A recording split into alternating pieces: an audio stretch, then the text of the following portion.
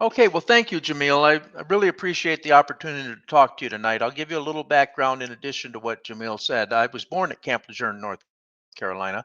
My father was an enlisted Marine, World War II and Korean War veteran. When I made the decision to join the Marine Corps, I had absolutely no intention of doing 37 years. My goal was to do 3 years, save enough money, and buy a shrimp boat. I failed miserably at that plan, largely because the Marine Corps kept giving me better jobs, and I stuck around because I enjoyed what I was doing. So Jamil has asked me to speak to you tonight on ethics and leadership. And outside the Marine Corps, I've seldom encountered very many discussions on this topic. It just isn't really mentioned quite often in business and in civil society. Yet daily, if you read the news or go online, you'll see individuals in the news with otherwise stellar careers brought down by ethical transgressions. It's almost impossible to turn on the news today, open up your browser without seeing somebody that's frankly screwed up. So my journey in thinking about ethics began early, not because I'm a really great person. It just, I had some jobs that required me to think about it. And so that's the reason I'm talking to you tonight. Um, the first one I'm going to talk to you about was when I was assigned as a 28-year-old captain to Marine Barracks, Subic Bay, Republic of the Philippines. Now, I don't know the age of the folks out there. Most of you, I assume, are much younger than me. I'm 73 years old. So I suspect that I probably get the birthday cake. But to tell you a little bit about the job there, had three jobs simultaneously. I was a company commander and responsible for about 225 Marines. I was the base security officer, and I was temporarily also in charge of the Navy's prison. And I did all three of them at the same time. Now, some of you may know about what the Philippines was like back in those days if you had a father or somebody or an uncle who was a sailor or a Marine that was assigned out there. It was considered the Sodom and Gomorrah of the Far East. The town of Olongapo, immediately outside the gates of the naval station, had 20,000 registered prostitutes in a town of 60,000. There was drugs, violence. Uh, a bottle of San Miguel cost about 40 cents, and it was a sexual Disneyland. And my job was to keep the peace. I was 28 years old.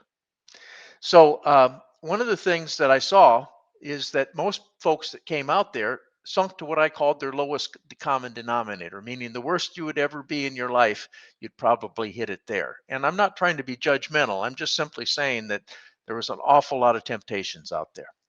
So one of the things I started doing was giving ethical decision making classes to my young Marines. And I brought in people to speak on the topic. But one of the most useful things, because sometimes it's really difficult to decide, is what I'm doing the right thing? But most of you have a pretty good moral compass. You've got it. So the question to ask yourself, if you're asked to do something, if what I'm asked to do and what I'm about to do is reported accurately in the New York Times or the Washington Post tomorrow, and it appears above the fold, will I buy 3 copies for my mother, or will I be ashamed of what was reported? It's a pretty good test. And if you decide, boy, I wouldn't want that to get in the newspapers, chances are it's not a good idea. So that's the first thing. So while I was there, I got concerned about the quality of the Marines that were coming in at that time. So the young captain wrote a letter to the 4-star commandant of the Marine Corps saying we need to do better. And the commandant read my letter. And you know what he did? He sent me to recruiting duty. He says, okay, Captain Lehnert, you think we got a problem? You fix the problem. So I went to San Antonio, Texas. But before I went, I asked for advice. And this is also a very good thing to do. If you're going to go into a new job, ask advice of people you respect. And one of the things that I was told is, and by the way, I suspect we've got a lot of veterans out there. Is that correct, Jamil? Yeah. Okay, great. Um, I suspect some of you were told untruths by your recruiting officer or your recruiting sergeant. So I was talked to people that had orders on recruiting duty, and they said, "You're going to be asked to cheat. Decide what you're going to do before you're asked or before the temptation comes around." So, one of the things I did with my recruiters is I told them this: the rules for putting somebody into the Marine Corps are the same for the first day of the month as they are for the last day of the month, because recruiters, all recruiters in all the services, are on a quota. So when you get to the last day of the month and you haven't made the quota, the temptation is, let's make, that problem that fella has, or that gal has, with a trick knee or a little bit of trouble with the judge or the law. Let's just ignore that. No, you can't do it. You have to have the same rules on the first day of the month and the last day of the month. Don't change the rules. And I never change the rules because that confuses the recruiters. If they don't know what the ethical rules are, what the legal rules are, they're not going to do a good job. So if you're responsible for people, make sure that no matter how difficult the situation is, don't bend the rules. Now, I'm not talking about, everything's black, everything's white. But if you set up, I mean, it's like football. If it's 10 yards for a first down on the first half, it's not 9 yards for a first down on the second half. It just doesn't change. Um, so anyway, um, and it was a tough time when I was out there. There were 10 captains assigned to recruiting duty in the 8th Marine Corps District. 5 of us finished up our tours. And of the 5, only 2 of us walked out with actually good paper and good careers. But the people that got fired didn't get fired for not making mission. They got fired for ethical transgressions. It's something to also think about. And by the way, and we'll talk a little bit about getting fired. Uh, Getting fired for doing the right thing is not the worst thing in the world that can happen to you. So I'm going to fast forward now because Jamil mentioned Guantanamo. And if you look up my name in the under the Wikipedia entry, which I will tell you is relatively accurate, I had to be the young brigadier general to tell the Secretary of Defense, "No, sir, we are not going to torture these individuals that are here under my responsibility. And I am going to adhere to the Geneva Conventions. And if you insist otherwise, put it in writing." Of course, he wasn't going to do that. So I'd been selected to go there in the first place because earlier, about 5 years before, I'd been sent down to run the Cuban and Haitian migrant camps in 1995, and I was responsible for about 80,000 migrants. But so they thought that I had some skill sets in that area. Of course, the difference between an economic migrant and somebody charged with terrorism there's a great difference. But the powers that be in Washington probably didn't see that. Anyway, after 9/11, and I suspect many of you veterans weren't even alive during 9/11. It seems impossible that it was that long ago, or you were young people. We went into Afghanistan looking for ISIS and Osama bin Laden. And during that time, we found lots of foreign fighters. And the administration at the time believed that they were an intelligence gold mine. We were going to take those foreign fighters and we were going to find Osama bin Laden. And we had to take them someplace else, though, because the infrastructure in Afghanistan couldn't hold them. They needed somewhere else to be. And Guantanamo was selected as the least worst place. The reason it was selected is because it's a legal ambiguity. It's a U.S. naval base not subject to the laws of the sovereign country that it's in, because it's in Cuba, and we don't get along with Cuba. So it's been a handy place for years for the flotsam and jetsam of U.S. foreign policy under all administrations, both Democratic and Republican. That's where we put migrants, and that's where we put people we don't know what to do with, and that's where they put the detainees. But anyway, there was a gal named Karen Greenberg that wrote if you're interested in that time, she wrote a book about the first 100 days there when I was in command. And it's an accurate book, except that I'm neither as smart nor as good as she made me out to be. Other than that, it's a pretty good book. Um, so I had 96 hours to form a joint task force, deploy it to Cuba, and build the first 100 cells. And I was given that job on a Friday afternoon. Think about it. We did it in 87 hours. So we got those first 100 cells built. The problem is that there was almost no policy guidance. What was unknown to me is there was a big fight in Washington, D.C. over the policy, and people weren't agreeing. Uh, I was finally told that I could be guided by the Geneva Conventions, but didn't have to follow them. I talked to my lawyers. I asked them what that meant. The answer is not a damn thing. You know, there was a lot of folks in Washington D.C. They were just trying to make sure that they had all their bases covered and nobody would be held responsible. So what I did is I told my troops, I said, all right, we're going to follow the Geneva Conventions. If we don't follow the Geneva Conventions, the decision to follow not to follow a certain rule in the Geneva Conventions will be mine and mine alone. The buck stops here. It'll be me that's responsible, not you. So there were three things we didn't do while we were down there. I didn't pay them in Swiss francs because I didn't, these are the detainees. I didn't pay them at all. I did not put the troops in the same quality structures that the detainees were in because I'd locked these guys up. I wasn't going to lock my troops up.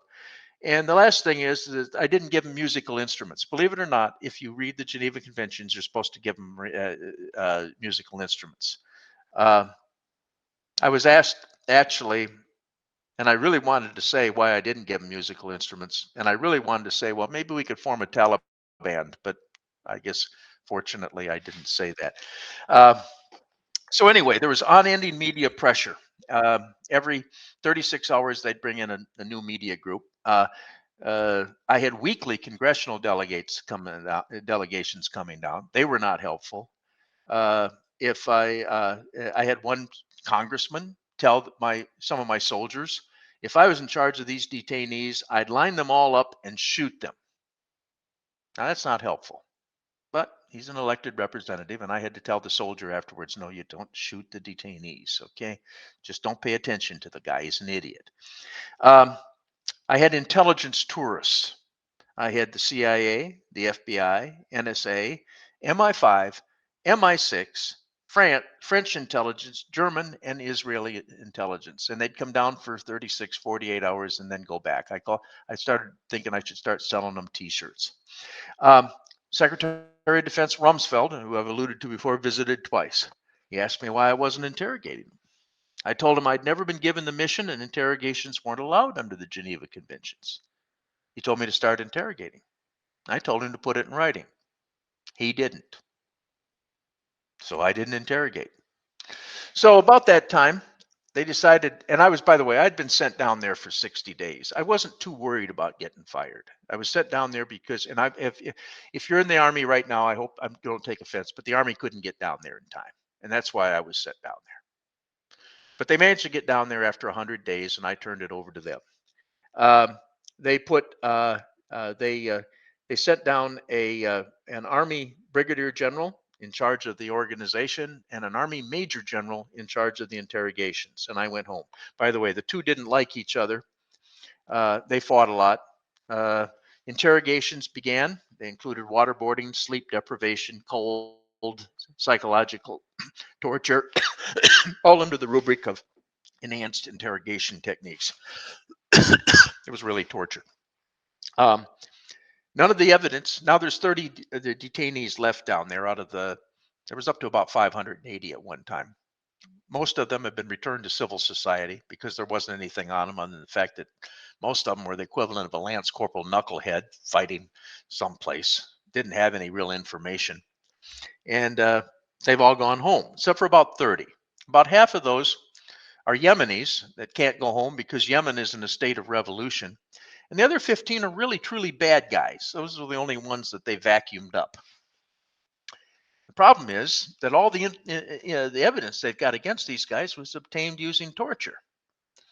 And if you torture somebody and you have either a military, uh, uh, uh, a, a military tribunal or a court martial or a court, any of those things, you can't use that evidence. It's referred to in legal parlance as the fruit of the poison tree. So, what happened? Well, the U.S. was frightened after 9/11. They were angry, and a lot of people wanted to get reelected. And they did things that were not consistent with Whatever. our Constitution and our values as Americans. So, um, what what kind of advice can I give you all? Well, the first thing is in your life, avoid making decisions because you are angry or afraid. It just never turns out well. If you're angry, you want to send that email out or you want to say something to somebody, push save, read it in the morning. You might find out you got to want to do a lot of editing. If you're afraid, try to ask yourself, what are you afraid of? Most things, other than somebody that's going to shoot you in the head, you can get over. And quite candidly, if you don't put your ethics in a sea bag and make the decision that you probably should make, even if you're afraid of the person or you think you're going to get fired or lose your job, do the right thing.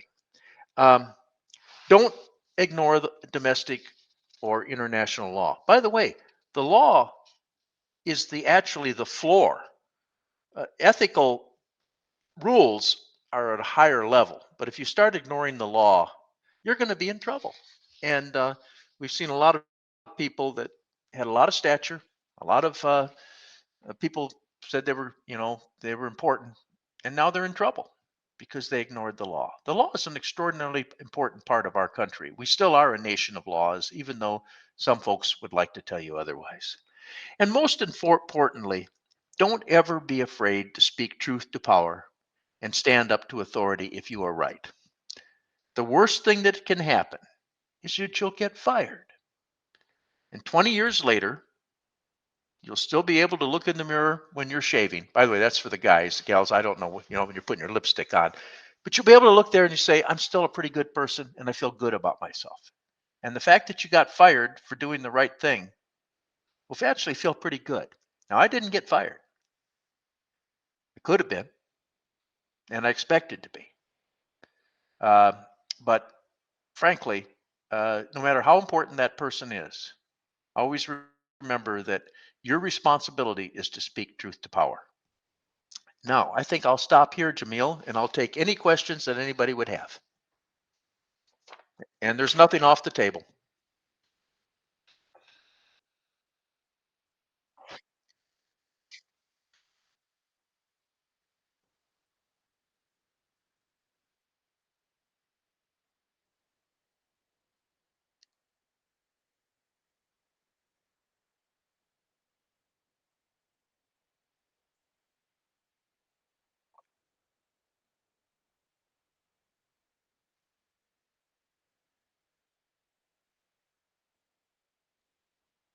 Yeah, I sure can. We're screwing it up as bad as we have here on Earth. They're leaving crap all over the place. I listened to a pretty good presentation about 3 days ago. I was telling Jamil this. You know, there's an awful lot of dead satellites up there. There's trash that's been that is debris from other satellites. People have dropped things, stuff has fallen off, and it hasn't returned to Earth yet. And now what you've got is think places like the space station that are having to maneuver around this stuff, and it's getting more crowded every day and not less crowded. And one of the real challenges is we've got this array of satellites up there. I mean, it's huge.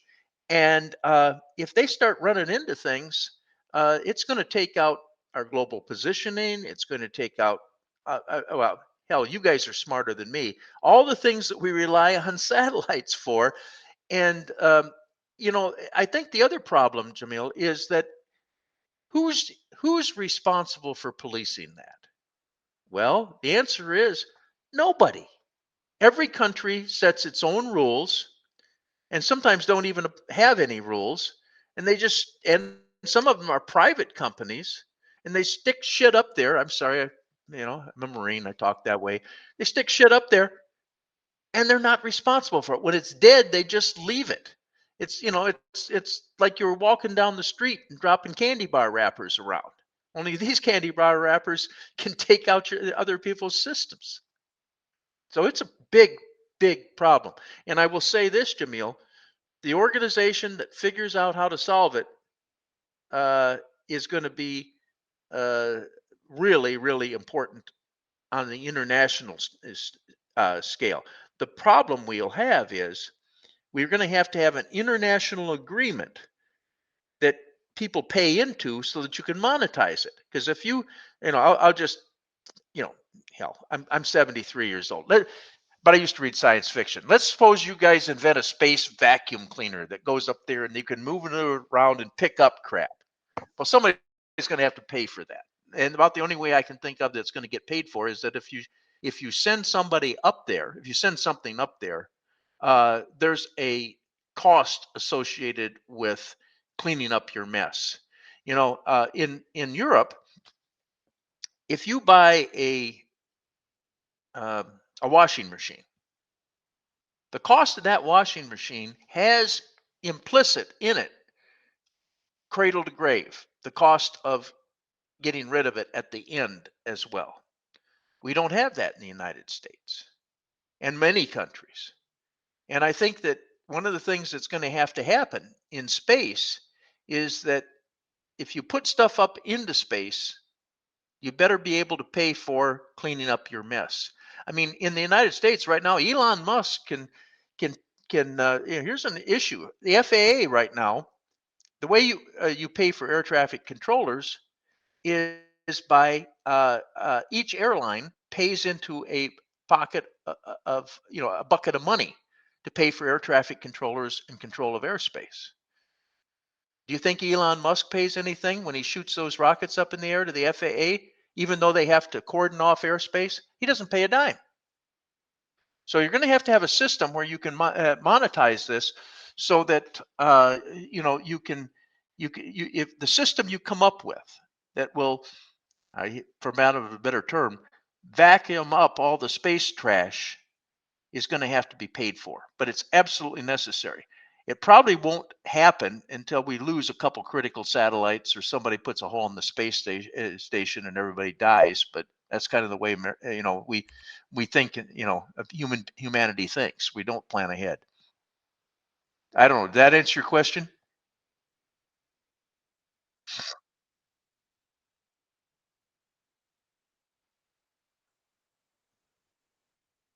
A space gitmo.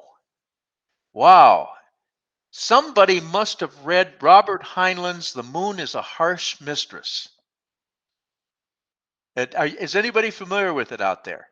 If you want to know about a space gitmo, back in 1966, I think it was, Robert Heinlein, the science fiction writer, wrote about they turned the moon into a great big jail. And it's the story of several generations later when people that were sent up there, and you couldn't go back because your body changed. So after you'd done your tour, you still had to stay there. So they got married, they had babies, and about the third generation, they decided to have a revolution against Earth. By the way, it's a great, if you want to do a revolution, it is a wonderful handbook on how to do one. So the answer is, I hope not. But I think whoever asked that question must have read "The Moon is a Harsh Mistress."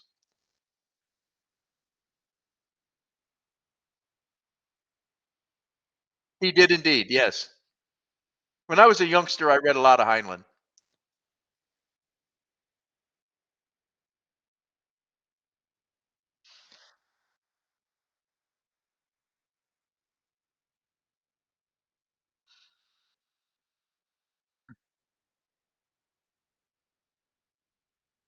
Yeah, yeah, I sure can.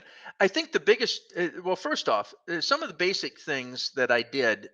The best piece of advice I got was from my dad, who I mentioned, was a staff NCO in the Marine Corps. And when I got my commission, he says, Mike, you're not the sharpest tack in the box. Let me give you some advice. He says, take care of your troops, and your troops will take care of you. So when I was young Second Lieutenant Lehnert, and I'd kick one into the stands, my troops made me look better than I really was. And the reason is, I guess they figured if I got fired, the guy that replaced me would be worse. So the first thing is, I never got away from that philosophy that you owe loyalty downward. Actually, in my view, more so than upward. You really owe loyalty to your troops. And that doesn't mean that you cut them any slack. If they screw up, you hold them accountable.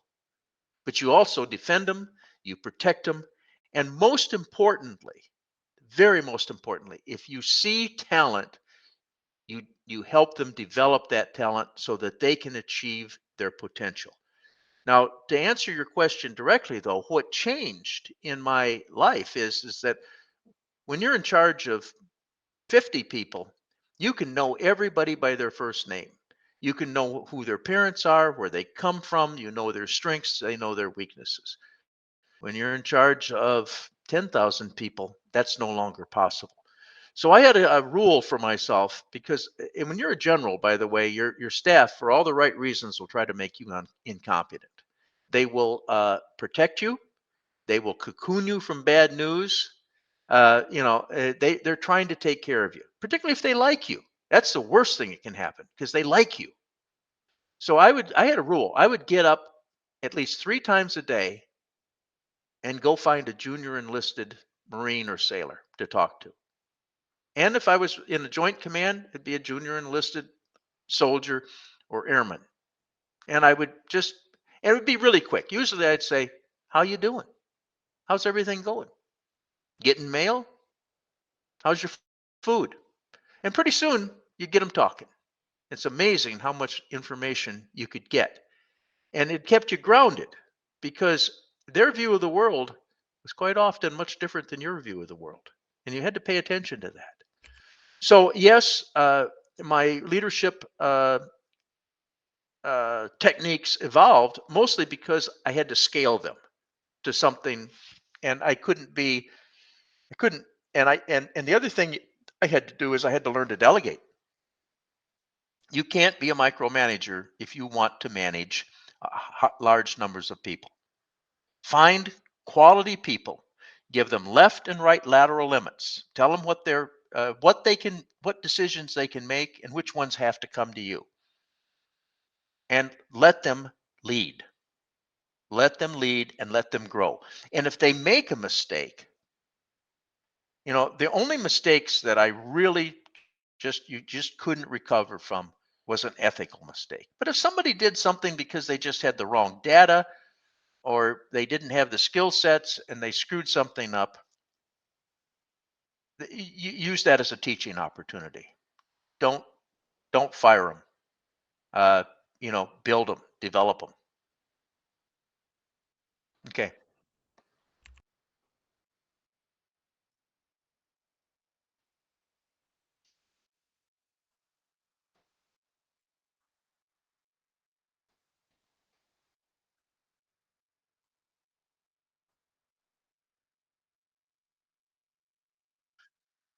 Holy cow, what a great question. Yeah, I spent 2 years as the head of the futures branch for the Pentagon as a lieutenant colonel, looking at how we're going to fight war in the future. One of the challenges we have is old guys like me always try to fight the last war. And we're not going to be allowed to fight the last war. We're going to have to fight the next war. And to a direct response to the questions, we're going to see, first off, we have to have and I think you're seeing some of that in Ukraine, adaptiveness, adaptation because of crisis and necessity. The use of all of the sources for information, the internet, the sensors, all these things to bring information in and to be able to make smarter and quicker decisions than have ever been made before. Um, you're not going to have a unitary commander. You are going to have, once again, rules. You can make all the decisions in this area, captain or sergeant. This is your domain. You can make those decisions. Here's what I don't want you to do. I don't want you to kill women and children. I don't want you to shoot targets you can't identify. Uh, but if you pull everything up to the top, the ability to respond is going to be slowed down, and speed is your friend, and delay is your enemy. So I think we're going to see a lot more of that. I think also you're going to see that the battlefield is going to become more and more ambiguous. You're seeing that in Gaza. You're seeing that in Ukraine. You're going to be seeing the battlefield is no longer a trench line, like it was in World War I. Women and children are going to be in the battlefield, particularly when, I mean, it's used as an element of terror. So it is going to, it's getting uglier. You're also going to see, of course, the use of drones making these decisions. You know, it's going to be more prevalent all the time. Um, uh, war is war is evolving faster than our doctrine or our laws can keep up with.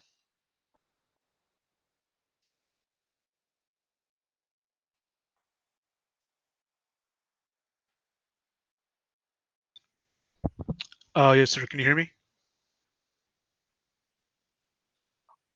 Okay, yeah. I just want to know if he has any thoughts on the seemingly bottomless pit of money issue we have in government spending for private sector. So, if you guys know who Palmer Luckey is, he pointed this out in a talk a couple years ago in Miami, um, where the government is basically a place where they pay you to do work. They don't actually pay to solve problems.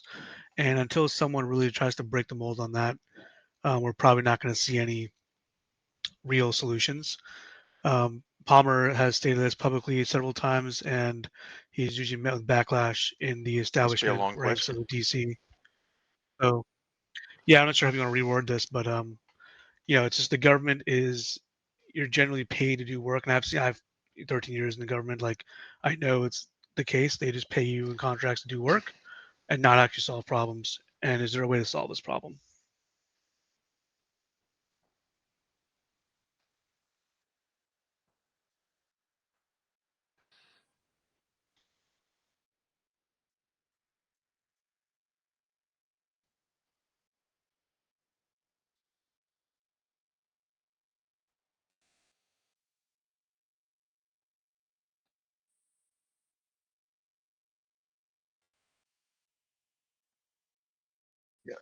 Yeah, I always treated the government's money uh, like it was mine, and I'm a cheap son of a bitch. I think we need to recognize, first off, that every dollar that the government spends either comes from the U.S. taxpayer or doesn't exist, and we're spending it as a deficit. Now, I'm not a deficit hawk, but I think that every bureaucrat, every general, every every sergeant needs to treat the money as if they were on a budget and it was theirs, and they're going to have to be held accountable for it. The I think that's probably the first thing, and I've seen it. I've seen folks just spend money like water, and it bothers me because, candidly, there's better solutions out there, and part of being efficient is not just throwing money at the problem. I don't know if I'm expressing myself very well, but I always looked at an operation not just for getting the mission done, but also for return on the investment. It is it's a business. There's a business component to it as well, and there is a responsibility, even though they often don't get an answer back, to the American citizen as to how you spent their damn money. So I think there needs to be a change in the mindset among people who are responsible for money. Um, you know, I uh, I was I was careful with my budgets, and I didn't try to make an argument each time uh, that I needed more for the following year. I really tried to figure out how can I spend my money so efficiently that I don't need to ask for more money, And part of the problem is when you get a budget, there's always in the government, there's always direction to spend it before the end of the fiscal year. We need to change that mindset. You need to spend what you need to spend, and there's nothing wrong with returning money into the government coffers. There's nothing wrong with it, but we're going to have to change it's a real serious change to the mindset. Yeah, by the way, I'll add one other thing. Uh, I suspect, Jamil, you're a Marine, I'm a Marine. There's a few out there. I was asked one time by Rand Corporation, which is a think tank, and they came to see me when I was running the futures branch at the Joint Wave Finance Center, and they were looking at a whole bunch of things. But afterwards, he says, "How come the Marine Corps has uh, such a great reputation in the Department of Defense?" And I said, "Poverty and healthy paranoia."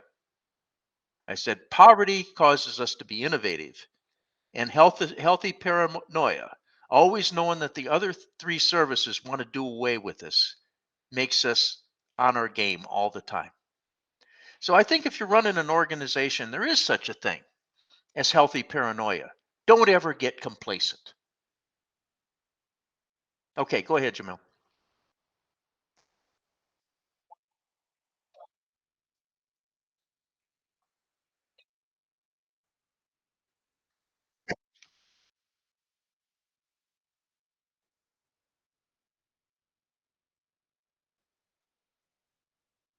Okay. Well, first off, I actually don't find a great deal of difference. Good leaders are found everywhere. Bad leaders are found everywhere. So I make no distinction between a military uh, trip to Mars or civilian-led trip to Mars. My sense is uh, they're going to be very carefully vetted before they go, and I think that uh, that there really isn't a much of a distinction there. You know, uh, I wonder if we've got any Trekkies back out there. Did anybody watch the original Star Trek? I don't know how many of you did, but it always bothered me that Captain Kirk was having so many romances with his junior enlisted, or the babes out there on the in various planets. It's just the rest of it I love, but and by the way, I'm not a moralist, but if you're the boss, you can't screw around with the help. And I don't know what kind of subtle message that sent, but it seems to have landed in the wrong message has landed in Congress and other places in America. But anyway, that's just me. I'm on a, but answer this gentleman or lady's question because I can't tell. I think I'm excited about a manned space mission to Mars, and I am not particularly worried whether they're wearing a uniform or whether they're civilians. They are going to be the best that we can send.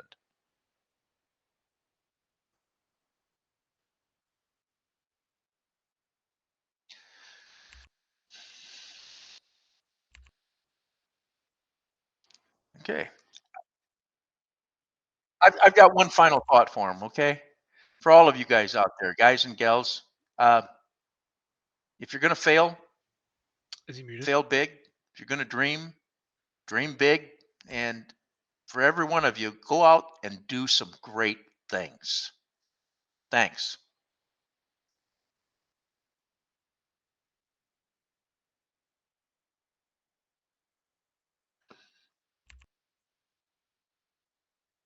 Semper Fi, Jamil. I just put my pants on one leg at a time. If you ask my wife, uh, she'd assure you of that. So, but thanks for the kind words. I do appreciate it. Thank you. Out here, and I'll see you. Take care now.